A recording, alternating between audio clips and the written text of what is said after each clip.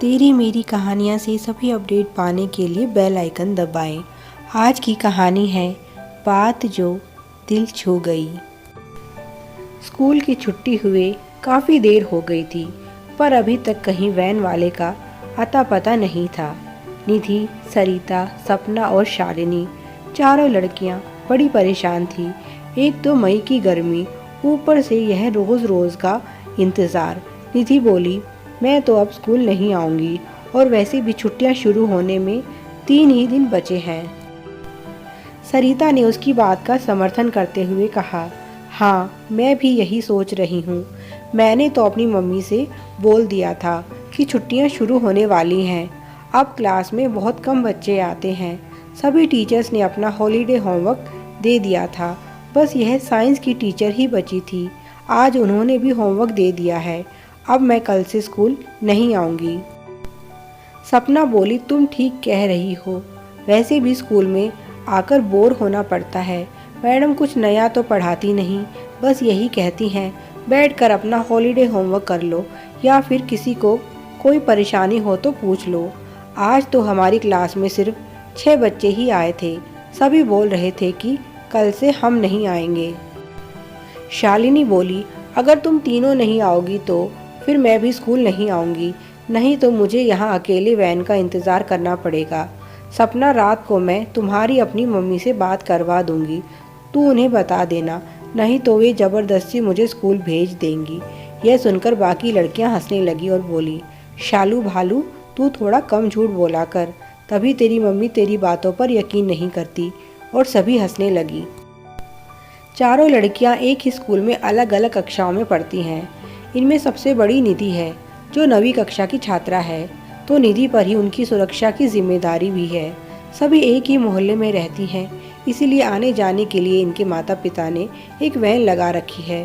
पर क्योंकि वह दूसरे स्कूलों से भी बच्चे लेकर आती है, इसलिए इनके स्कूल तक आते आते उसे काफ़ी देर हो जाती है। इन सभी का स्कूल है भी सबसे अधिक दूर, इसलिए वैन के रूट में आखिरी स्टॉप इन्हीं का है। हर रोज़ ही इन्हें आधे घंटे से ज़्यादा इंतज़ार करना पड़ता है, पर आज तो 1 घंटे से ऊपर हो गया है। चारों ही लड़कियां परेशान हैं।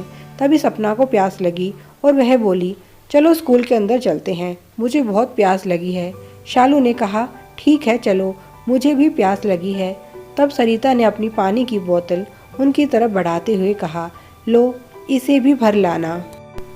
शालू बोली, पानी तो तू किसी को पिलाती नहीं है और बोतल भरवाने के लिए तुझे हम मिले हैं, अपनी बोतल खुद भर कर ला। सपना बोली, ला मुझे दे, मैं ले आऊँगी। और दोनों पानी पीने स्कूल में चली गई। तब तक सरिता और निधि आपस में बातें करती रही। थोड़ी देर में सपना ने पानी की बोतल लाकर सरिता को दे दी और वह उसमें से पानी पीने लगी। निधि ने उसे टोका, सरिता इस तरह से सारे पानी को झूठा नहीं करते। तभी शालू बोली, दीदी आपको पता नहीं है, यह जानबूझकर पानी झूठा करती है ताकि कोई इससे पानी मांग ना ले। शालू सरिता एक ही कक्षा में थी। शालू को सरिता की यह बात बहुत बुरी लगती है कि वह कभी भी किसी को पानी नहीं पिलाती। तभी वहाँ एक बुजुर्ग रिक्शे वाले ने आकर अपना रिक्शा रोका। सभी लड़कियां आम के पेड़ की छाया में खड़ी थी। रिक्शा वाला भी वहीं आकर रुक गया। उसने अपने पसीने पोंछे और थोड़ी देर आराम करने की सोची। चारों लड़कियां एक तरफ जाकर खड़ी हो गई।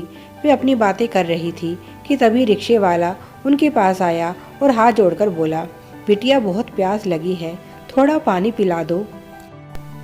उन चारों में से बोतल सिर्फ सरिता के पास थी और सरिता कभी भी अपनी बोतल से किसी को पानी नहीं पिलाती थी। उसने बहाना बनाया, भैया पानी नहीं है। तभी शालू ने उसकी पोल खोलते हुए कहा, क्यों, अभी तो मैं भरकर लाई थी। सरिता ने गुस्से में उसे देखा। रिक्शा वाले की आंखों में फिर से चमक आ गई। सरिता उसे पानी नहीं पिलाना चाहती थी। उसने कहा, अंकल, यह पानी तो झूठा है। रिक्शे वाले ने बहुत ही प्यार से कहा, कोई बात नहीं बिटिया, हम झूठा ही पी लेंगे। अब सरिता क्या करे, आज तक तो जब भी किसी ने उससे पानी मांगा उसने यही बात बोली और फिर उसके बाद दोबारा उससे किसी ने पानी मांगा ही नहीं।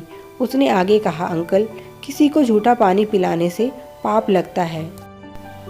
रिक्शे वाले ने दीनता के साथ कहा, बिटिया, बच्चों का भी क्या झूठा, बच्चे तो भगवान का रूप होते हैं। रिक्शे वाले की यह बात सरिता के दिल को छू गई।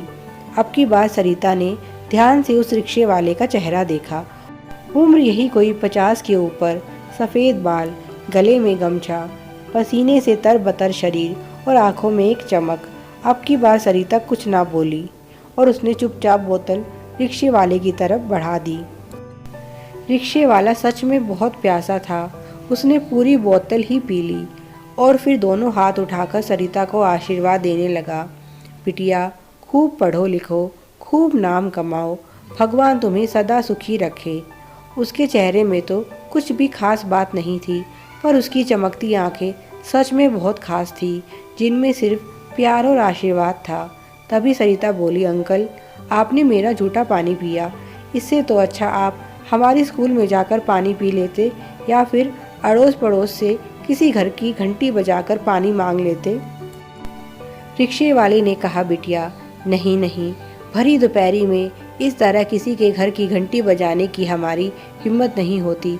पता नहीं कोई क्या कह दे, और मैं इस तरफ पहली बार आया हूँ, इसलिए पता नहीं था यहाँ कोई स्कूल भी है।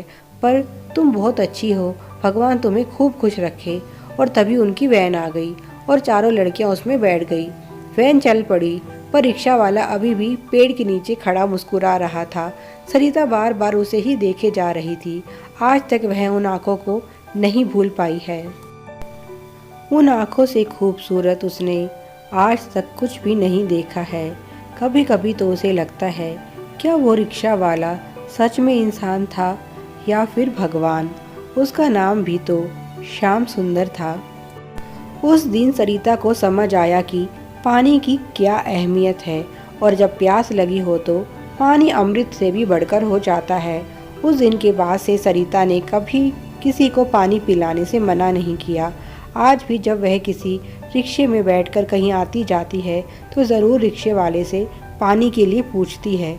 उसने अपने घर के बाहर भी एक मटका खास आते जाते राहगीरों के लिए रख रखा है।